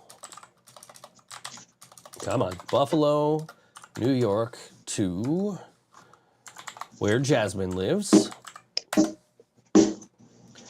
Let's see. How far is that? No, I don't want to fly. It's a 33-hour drive. It's coming. It'll come up. It'll tell me. Anytime now. There it is. 2,210 miles. So, like, Jasmine was dating somebody 2,200 miles away. Mm-hmm. Right? Well, she says 1,872, but according to Google Maps here, I guess it's the driving distance is 2,210 miles. So, but did you notice? So, like if Brody was any of these people, like the Proclaimers, like Vanessa Carlton, like Plain White Tees, right? Mm-hmm. You would have been 872 miles short. It would have been too far. They'll only go 1,000 miles. It's just interesting to think about to me. I don't know. It's just, yeah. But yeah, I mean, but like Ryan pointed out, there's a song like 2,000 Light Years Away, which is an amazing song by Green Day that Billy Joe wrote for his now wife, So, maybe Billy Joe just puts in more effort than anybody in the rest of those acts, right? Yeah. He's like, no, I'll go 2,000 light years for you. Fuck those other artists that are saying they'd only go 1,000 miles. Yeah. The distance between Jasmine's apartment and Brody's house was 1,872 miles. So, but still, 872 miles... too short if you're walking 500 and 500 more. Just a very, it's amazing how things kind of like, trigger those thoughts of like, hey, have you ever noticed this stupid thing? Because, it's interesting.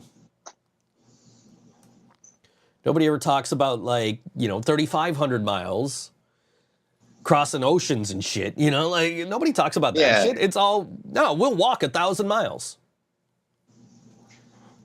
We'll walk more. Well, they'll walk 500 and they'll walk 500 more, but after that, fuck it.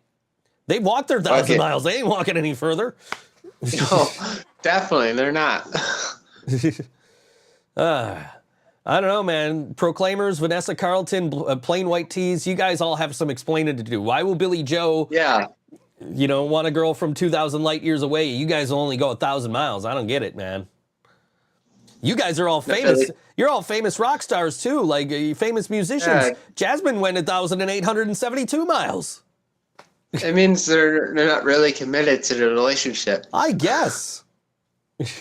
Only gonna walk 1,000 miles. I don't know. The fuck? Yeah, I don't know, man.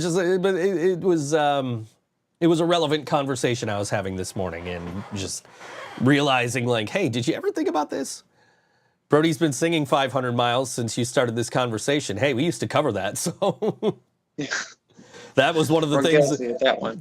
That was one of, dude. I don't know if we ever actually like played that whole song live. I think we just did it as like blink outs. The blink outs. I don't think we, because like I think we were playing that and we're just like, this song is way too fucking repetitive. Let's not do this. I think we decided that like before Jill got into the band to not do that song and pick something else. So that was. Which I think was like the Dead or Alive, like You Spin Me cover, because we were just like, well, or the Rick Astley, one of the two of them, like, well, no, I think the Rick Astley was like one of the default ones. And then we were like, all right, let's slide this Dead or Alive song in here because we've been playing it, But yeah, no, that's that was a song we used to we played it on at Brian's when we played our first show after Brian passed. It was part of the Brian block. I saw some video from that Scott Leffler had sent me. Of us finishing the Blink song and going into... I think he started at 500 miles. So he did that, and he did whatever we played after that, I think he sent me a video of. And I was playing Betty.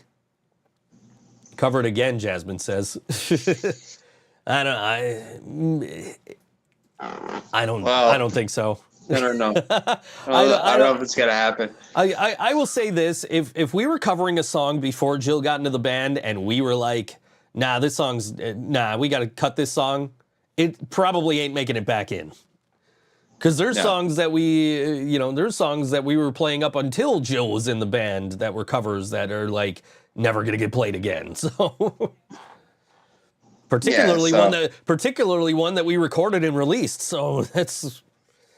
It is what it is, but, we do cool cover. We do cooler covers now, I think like that, fucking Distiller's song.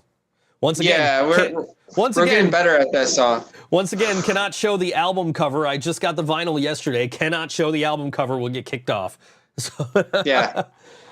Good song. Yeah, I posted it on Instagram, but I censored it because Instagram. But yeah, killer song, killer album. I find that was my first time, I think, actually listening to it the whole way through, but I recognized some of the other songs.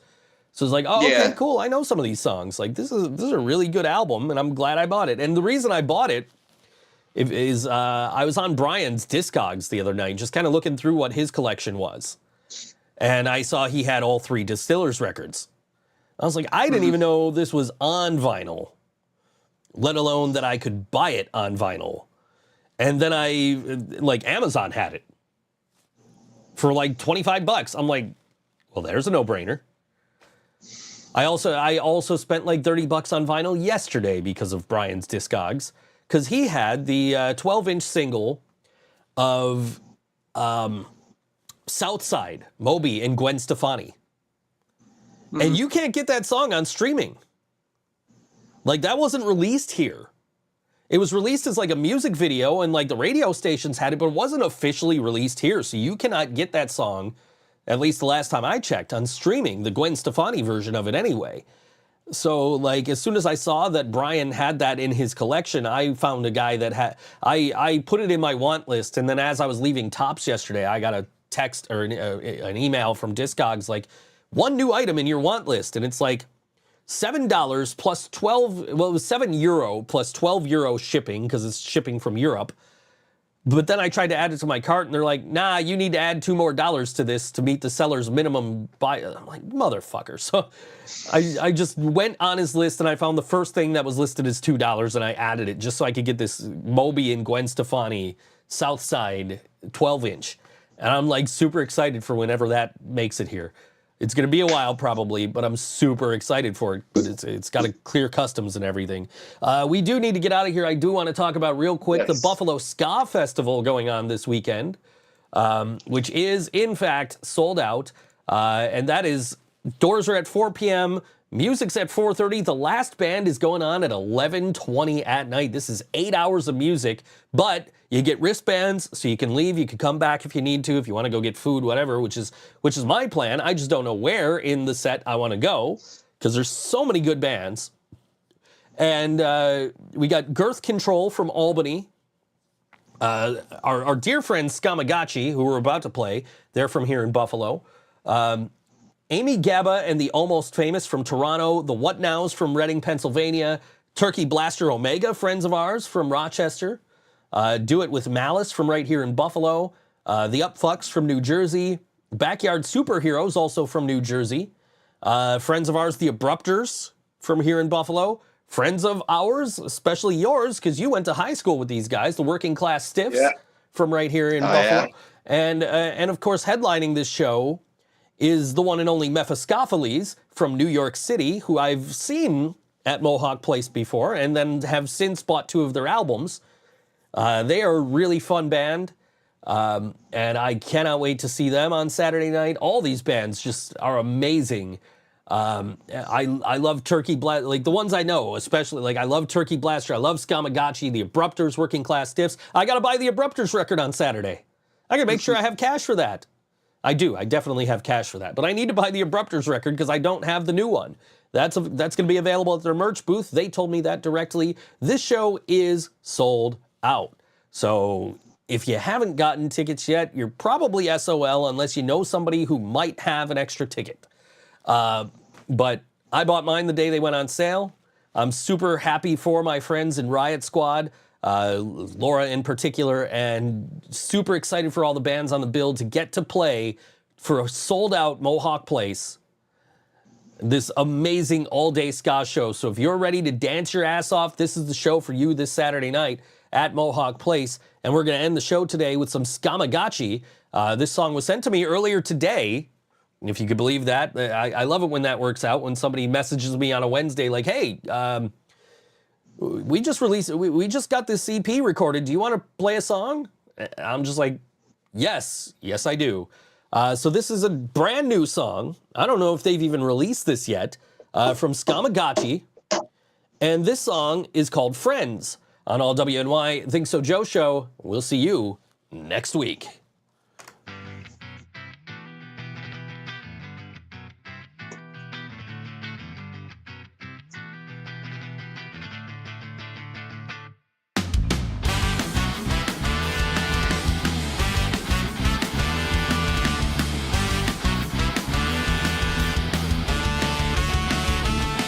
It's hard to think about the friends I'm gonna lose as the faces start to fade the way they always do.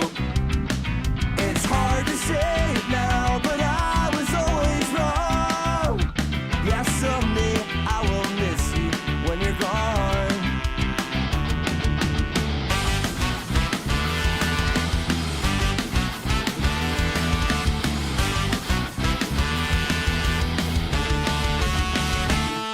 I'd like to think the person I pretend to be is the same one shit-faced posted at the bar. And I'll probably never know what people see in me, but I'm right here hoping someday I could start. Friends might stay, but not for long. Friends might stay, but not for long. I'm still fighting, I'm still strong. I'm still fighting, I'm still strong. Friends might stay, but not for long. I miss you when you're gone. I'm alone, but I'm still strong. I'll stay fighting, I'll stay strong.